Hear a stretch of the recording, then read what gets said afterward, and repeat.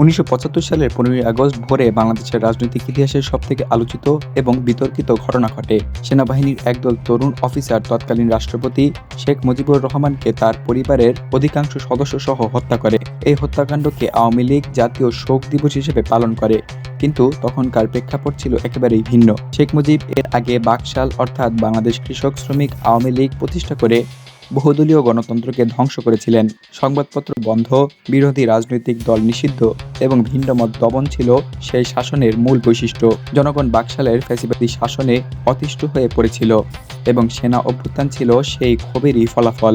যদিও এই ঘটনার পর দেশ সামরিকভাবে স্বৈরতন্ত্র থেকে বের হয়, আওয়ামী লীগ পরবর্তীতে আবার ক্ষমতায় এসে একই ধরনের দমন নীতি পুনঃপ্রবর্তন করে, যা চলে লাগাতার ১৫ থেকে ১৭ বছর শেখ মুজিবের কন্যা শেখ হাসিনার হাত ধরেই। আওয়ামী লীগের ফ্যাসিবাদের উত্তরাধিকার। আওয়ামী লীগ দীর্ঘদিন ধরে নিজেদের গণতন্ত্র রক্ষাকারী দল হিসেবে দাবি করলেও বাস্তবতা এর বিপরীত। শেখ মুজিবের সময়কার বাকশাল থেকে শুরু করে সাম্প্রতিক বছরগুলোতে শেখ হাসিনার শাসন পর্যন্ত তারা সবসময়ই ক্ষমতা আঁকড়ে রাখার জন্য প্রশাসন, বিচার ব্যবস্থা এবং আইন শৃঙ্খলা বাহিনীকে রাজনৈতিক স্বার্থে ব্যবহার করেছে।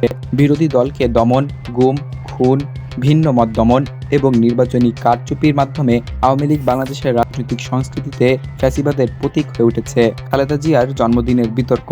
15ই আগস্টটি বিএনপি নেত্রী বেগম খালেদা জিয়ার জন্মদিন হিসেবে পালিত হয়। আওয়ামী লীগ একে শেখ মুজিব হত্যাকাণ্ডের প্রতি অশ্রদ্ধা হিসেবে ব্যাখ্যা করে, কিন্তু খালেদা জিয়ার সমর্থকদের মতে এটি আওয়ামী লীগের রাজনৈতিক কৃত্রিমতা এবং দ্বিচারিতার প্রতিবাদ। এই বিতর্ক দুই প্রধান রাজনৈতিক দলের মধ্যে বিভাজন আরও গভীর করে তোলে। অনেক বিরোধী সমর্থক 15ই আগস্টের জন্মদিন উদযাপনকে আওয়ামী লীগের বর্ণবাদী রাজনৈতিক সংস্কৃতির বিরুদ্ধে এক প্রতীকী প্রতিবাদ হিসেবে দেখছেন।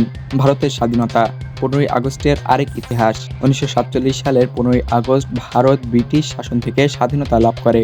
এই দিনটি ভারতের কাছে গর্বের হলেও উপমহাদেশের ইতিহাসে এটি এক রক্তক্ষয়ী অধ্যায়ের সূচনা করে। স্বাধীনতার সঙ্গে সঙ্গে ভারত বিভক্ত হয়। হিন্দু সংখ্যাগরিষ্ঠ ভারত এবং মুসলিম সংখ্যাগরিষ্ঠ পাকিস্তান নামে দুটি রাষ্ট্রের জন্ম হয়। এই বিভাজন ছিল ইতিহাসের সবথেকে বড় গণ অভিবাসনের কারণ, যেখানে কয়েক কোটি মানুষ বাস্তুচ্যুত হয় এবং লক্ষ লক্ষ মানুষ প্রাণ হারায়। পাকিস্তানের স্বাধীনতা। 14ই আগস্টের প্রেক্ষাপট।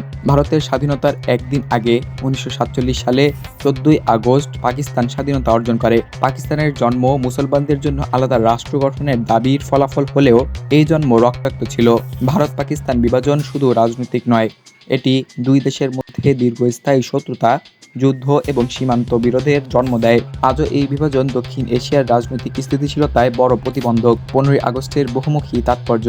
15ই আগস্ট একদিকে ভারতের স্বাধীনতা দিবস, অন্যদিকে বাংলাদেশের ইতিহাসে শেখ মুজিব হত্যাকাণ্ড, আবার একই দিনে বিএনপি নেত্রী খালেদা জিয়ার জন্মদিন। এই তারিখটি রাজনৈতিক, ঐতিহাসিক এবং কৌশলগত দিক থেকে বহুমাত্রিক তাৎপর্য বহন করে, কিন্তু বাংলাদেশের প্রেক্ষাপটে এই দিনটি আওয়ামী লীগের ফ্যাসিবাদী অতীত এবং বর্তমানের মুখোশ উন্মোচন করে।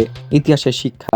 15ই আগস্টের ঘটনাগুলো আমাদের মনে করিয়ে দেয় যে রাজনৈতিক ক্ষমতার অপব্যবহার শেষ পর্যন্ত শাসকের পতন ডেকে আনে। আওয়ামী লীগের মতো দলগুলো ইতিহাস থেকে শিক্ষা নিতে ব্যর্থ হয়েছে এবং আজও ফ্যাসিবাদী শাসনের পথ বেছে নিয়েছে।